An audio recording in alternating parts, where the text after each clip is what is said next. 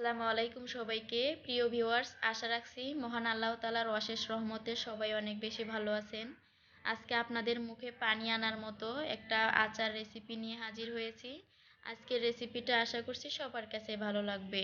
Recipe ভালো লাগলে channel subscribe করে সাথেই থাকবেন। আর অলরেডি যারা চ্যানেল সাবস্ক্রাইব করেছেন তাদেরকে থ্যাংক ইউ সো মাচ। চলুন ভিউয়ার্স, তাহলে দেখে নেই আজকের এই আচার রেসিপিটি আমি কিভাবে তৈরি করি।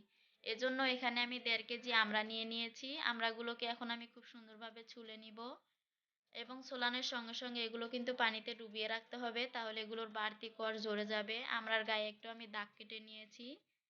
এখন আমি একটা স্পেশাল মশলা বানিয়ে নিব। এজন্য এখানে দিয়ে দিয়েছি আমি কয়েকটি শুকনো মরিচ।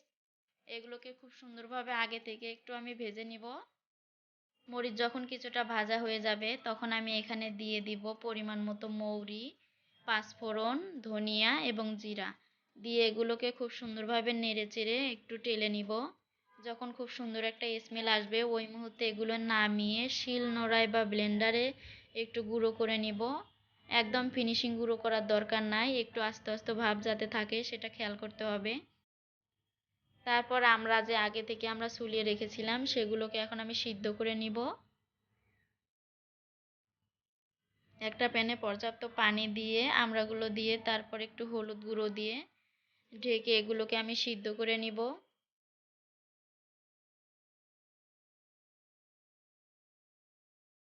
দেখুন মশলাটা কিন্তু আমি গুঁড়ো করে নিয়েছি। কিছুক্ষণ পর একটু আমড়াগুলো চেক করে নিব খুব সুন্দরভাবে এগুলো সিদ্ধ হয়েছে কিনা। আমি আরেকটু ঢেকে রাখবো এগুলো খুব সুন্দরভাবে সিদ্ধ হয়ে যাওয়ার জন্য। দেখুন এবারে কিন্তু খুব সুন্দরভাবে সিদ্ধ হয়ে গেছে, এগুলোকে আমি নামিয়ে নিব। এরপর চুলায় আর একটা প্যান বসিয়ে এখানে দিয়ে দিব 1 কাপের মতো সরিষার তেল। তারপর এখানে আমি আস্ত কিছু গরম মশলা দিয়ে দিব। 3টার মতো দিয়ে দিব এলাচ, 3 টুকরো দারুচিনি এবং 2টা দিয়ে দিব তেজপাতা দিয়ে এগুলোকে একটু নেড়ে চেড়ে নিব। তারপর এখানে আমড়াগুলো আমি দিয়ে দিব।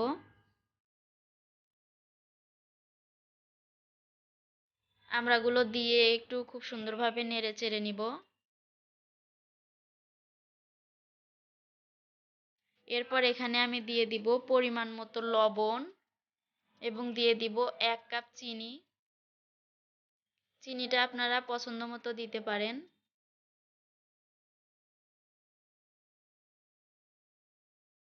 এরপর কিছুক্ষণ নেড়ে চেড়ে নিব।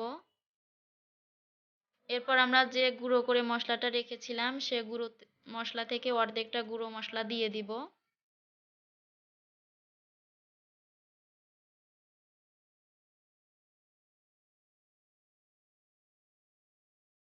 আবারও কিছুক্ষণ নেড়ে চেড়ে নিব। তারপর এখানে আমি দিয়ে দিব 2 টেবিল চামচ চিলি ফ্লেক্স এবং চিমটি পরিমাণ দিয়ে দিব ফুড কালার। ফুড কালারটা অপশনাল, চাইলে আপনারা দিতে পারেন, না চাইলে না দিতে পারেন। সুন্দর কালারের জন্য আমি এখানে ফুড কালারটা ইউজ করেছি। এরপর খুব ভালোভাবে আমি এগুলোকে নেড়েচেড়ে নিব এবং ঢাকনা দিয়ে ঢেকে রান্না করব 2 থেকে 3 মিনিট। কিছুক্ষণ পর পর কিন্তু আবার ঢাকনা উঠিয়ে নেড়েচেড়ে দিতে হবে। দেখুন চিনি গলে অনেকটাই কিন্তু এখানে পানির মতো বেরিয়ে এসেছে। আবার ওটাকে আমি নেড়েচেড়ে নিব। তারপর এখানে আমি দিয়ে দিব পরিমাণ মতো বিট লবণ। এরপর দিয়ে দিব এখানে আমি সাদা সিরকা পানি বা ভিনেগার। ভিনেগারটা দিলে এই আচারটা অনেক দিন পর্যন্ত সংরক্ষণ করা যায়। তারপর এখানে বাকি যে মশলাটা ছিল সেই মশলাটা আমি দিয়ে দিব।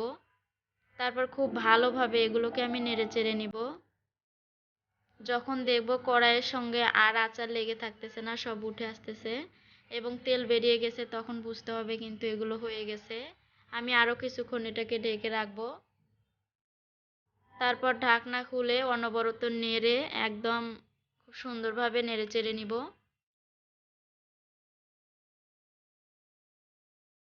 দেখুন আচারটা কিন্তু অনেকটাই ঘন হয়ে এসেছে।